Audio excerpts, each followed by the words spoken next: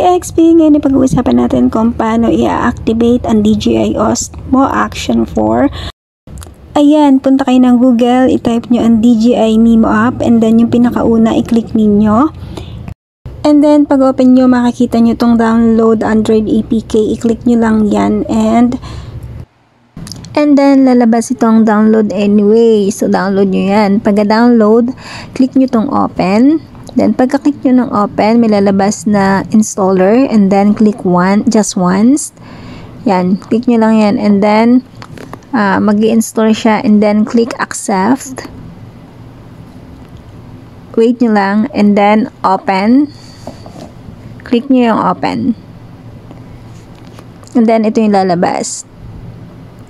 Then, pagkalabas nyan, may lalabas dyan. And then, basahin nyo lang and click agree. And then, join the project or do not consider. Pwede kayong mamili dyan kung ano yung trip nyo. And then, after that, after nyo makapamili, yan,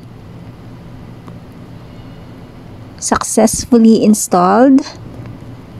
Ayan, na-install nyo na yung DJI Mimo. So, yan, ito yung makikita nyo once na successful yung inyong pag-install. And then, after nyo ma-install, click nyo yung profile, and then, mag-registered kayo kung wala pa kayong account. Kung may account naman na kayo, mag-login kayo. So, yan, mag-register tayo since wala pa tayong account, and then, enter nyo email address, tapos, i-copy nyo itong code, and then, mag-login kayo ng inyong password, new password. So, ayan, and then, i-click. And then, after nyo mag-fill in, i-click nyo yung registered, and then, mag-wait kayo. And then, ayan, mag-login ulit kayo yung inyong in-register dun sa kaninang finilapan nyo, yung inyong email address, and then yung password na ginawa ninyo. And then, click login.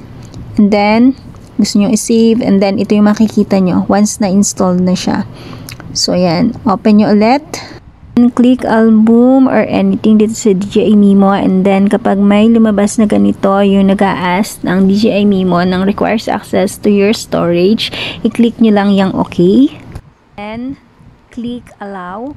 Then next settings is yung inyong location, kailangan yung i-turn on yan. Click turn on your location, and then click okay, and then click allow. And then, after the location settings, kailangan mo ring i-turn on ang iyong Bluetooth.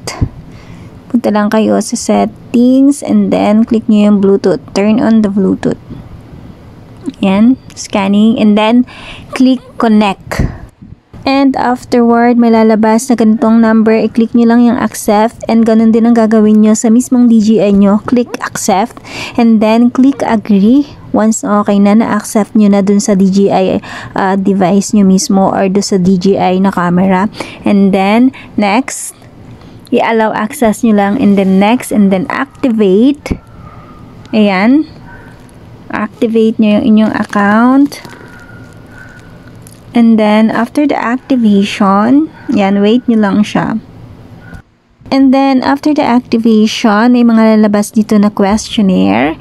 Go to questionnaire, and then sagutan nyo lang yan. And then, scroll. Scroll nyo lang yan. Yan, scroll, scroll, scroll. And then, may lalabas na done. Click done. And then, click download. Ayan, nag-install siya. And that's the end of the video, guys. So, once na nasundan nyo at na-follow nyo na yung lahat ng step by steps, all goods na kayo, magagamit nyo na ang inyong DJI. So, that's it for